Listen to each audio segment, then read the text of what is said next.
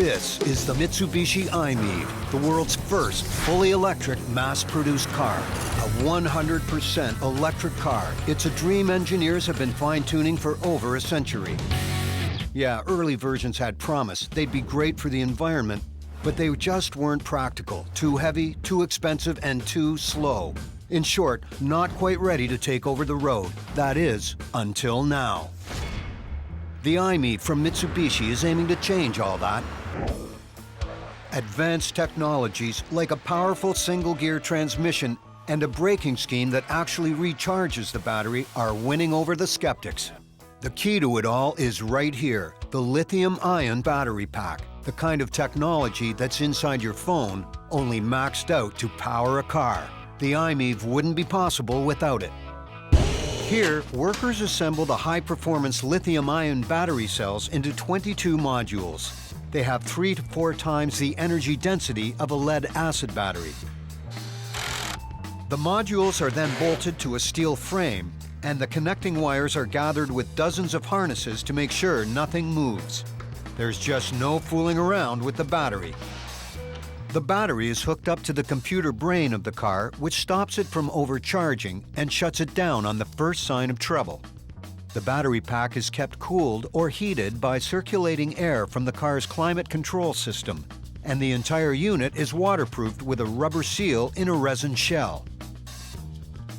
Altogether, nearly 150 bolts hold the battery pack together with layers of protection for safety. The value of the battery alone is nearly half the cost of the car. Of course, they would still need to design a car that could incorporate the new battery. Mitsubishi wanted something that could go more than 100 kilometers on a single charge. The problem, the farther you want to go, the bigger the battery needs to be. And that impacts size, weight, and cost of the vehicle. Eventually, they settled on a 16 kilowatt-hour battery that can travel 155 kilometers on a single charge. Next, they needed to package the EV components into a vehicle big enough to be functional, but small enough to be light and fuel efficient.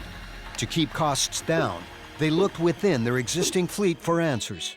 One possible choice was the innovative i-Car, Mitsubishi's gas-powered Japanese K-Class vehicle. The original i-Car look came from the pencil of Ichiro Otani, who won an internal design competition. Designers then had to modify the Japanese i-MiEV for the North American market. Then it became all about space, how removing catalytic converters, fuel tanks, and engines might or might not make room for electric components. It all started to look like a workable plan. The electric motor and inverter were mounted in the rear, where the gas engine was, and the battery was installed under the floor where the gas tank used to be. It all left enough room for 4 people and some rear cargo space. Extensive tests were carried out to make sure the i-MiEV wouldn't become a road hazard, starting with finding out what happens to that battery in a crash. There were punishing tests of durability, extreme temperature tests, even electromagnetic testing to make sure the battery wasn't sending out any harmful emissions of its own. To meet North American standards, the i-MiEV also had to be kitted out with safety and design modifications like a wider frame, longer bumpers, and improved aerodynamics. It had to pass real-world fleet testing in places as diverse as Hong Kong and Quebec. Not to mention make it through the worst of a harsh subarctic winter. And finally, when the engineers were satisfied, it was all brought under one roof. For mass production, the i-MiEV is put together on an ultra-modern assembly line side by side with the company's gasoline cars. There are 2,100 welding points on the i-MiEV, over 150 more than the gas-powered version made here.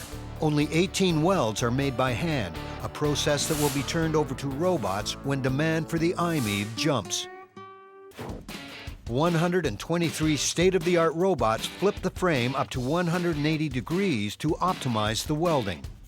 Once the welds are done, the bare metal doors are attached. The anti-rust dip, charged with 275 volts to make it adhere to the metal, forces the rust proofing to seep into every part of the frame.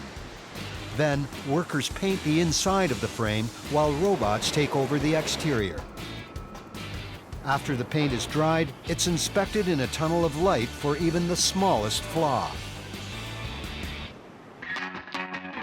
At the Mitsubishi plant in Mizushima, Japan, full-scale production is underway.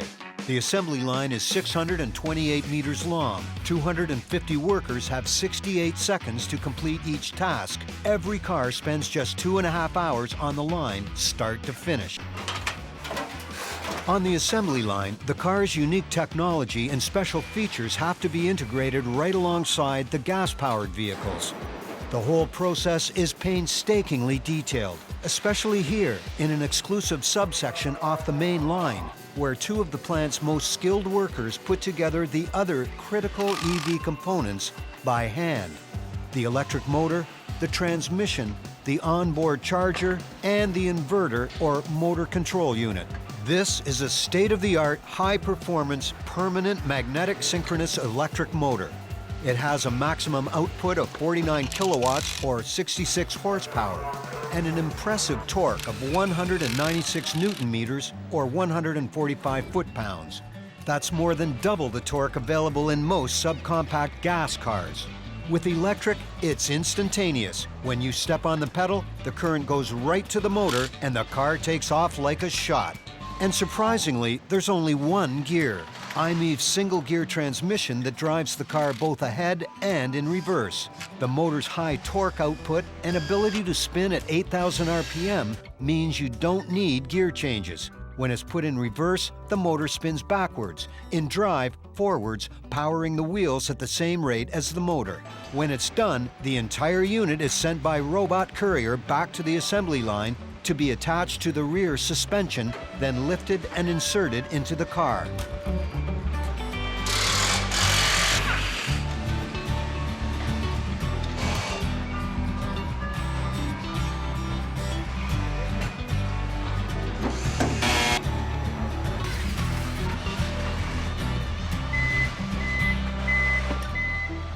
After a quick spin up the elevator, the iMiEV is put through a very thorough inspection checklist.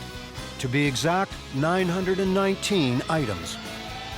The car is checked for vibrations, headlights, turn signals, brake testing, stability control. A computer diagnostic is run to make sure the brains of the car are alert. An undercarriage review is carried out, critical for battery protection.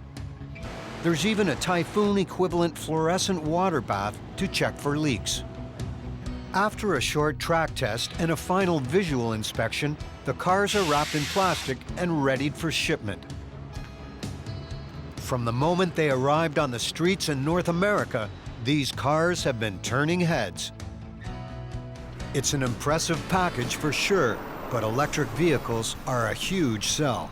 There are those nagging range limits, and quick charge stations are hard to find. Still, the upside is huge. Wicked torque, acceleration, and the silent drive. And most of all, never ever having to fill up with gasoline again.